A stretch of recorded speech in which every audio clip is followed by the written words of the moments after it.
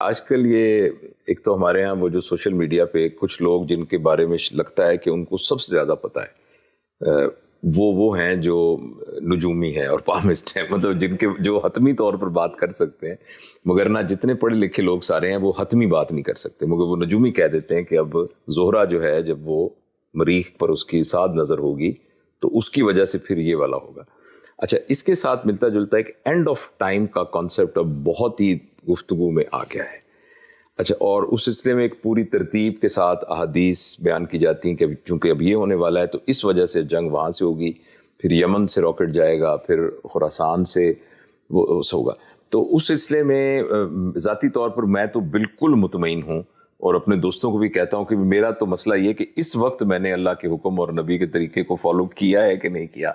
تو اگر میری ابھی موت آ گئی تو بس وہ اس کے بعد وہ سارا ہوگا۔ تو یہ اینڈ آف ٹائم کے بارے میں ڈاکٹر اسرار احمد صاحب بھی بہت تفصیل سے بات کیا کرتے تھے، آج کل میں بھی کچھ لوگ سارے کرتے ہیں۔ تو شیخ عمران ہیں جو ایک بزرگ ہیں، تو وہ ایسٹرولوجی پر بہت، تو اس میں آپ کی کیا ایک انڈرسٹینڈنگ ہے کہ یہ کتنا ضروری ہے؟ شاید ضرور یہ سوال میرا مناسب لفظ میں نے پوچھا کہ اس پر ہمیں کچھ توجہ دینی چاہیے، یا اصل بات تو وہی ہے جو آپ نے پہلے فرما دی کہ میرے لیے تو قیامت وہ ہے جس دن میں دنیا سے رخصت ہوں گا۔ جی، اس کو خود رسول اللہ صلی اللہ علیہ وسلم نے بیان بھی کیا ہے کہ من ماتا فقط قامت قیامت ہو، جس کی موت آ گئی اس کی قیامت بھی آ گئی۔ جی، ہر مسلمان کو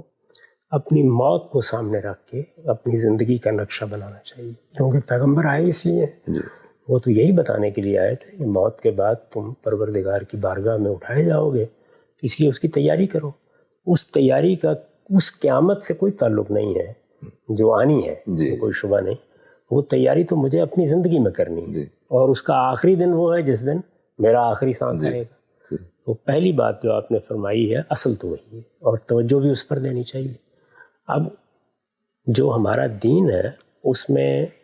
اس بات کی ہدایت دی گئی ہے ہمیں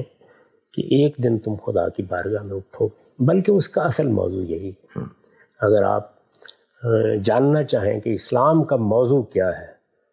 تو ہمارے ہاں تو لوگ اس کو زندگی بناتے ہیں، میرے نزدیک موت ہے۔ اس کا اصل موضوع موت ہے۔ خدا کے پیغمبر اصل میں قیامت کی منادی کرنے کے لیے آئے ہیں، اسی لیے پیغمبروں کے کام کو قرآن انذار کہتا ہے کہ قیامت کی کچھ نشانیاں بیان کی گئی، اس میں سے جو نشانی قرآن نے بیان کی وہ تو ایک ہی، قرآن مجید میں یہ بیان کیا گیا ہے کہ یہ وسط ایشیا کی اقوام میں سے گوگ میگوگ، یاجوج ماجوج، ان کا خروج شروع ہو جائے گا۔ تو یہ خروج جاری ہے، یعنی یہ تو آج سے 500 سال پہلے شروع ہو گیا تھا، وہ مختلف صورتوں میں سامنے آتا رہے گا، یہاں تک کہ پھر قرآن نے یہ بتایا ہے کہ ایک آخری وقت میں اس کی صورت ایسے ہوگی جیسے کہ کوئی طوفان ابل پڑتا ہے، اور دنیا کے سارے پھاٹکوں سے، جیسے کہ بائبل میں آتا ہے، یہ لوگ حملہ آور ہو جائیں گے۔ تو یہ بالکل ٹھیک ہے، یعنی یہ نشانی قرآن نے بیان کی۔ کچھ نشانیاں رسول اللہ نے بھی بیان فرمائی ہیں قیامت کی، ان میں خاص طور پر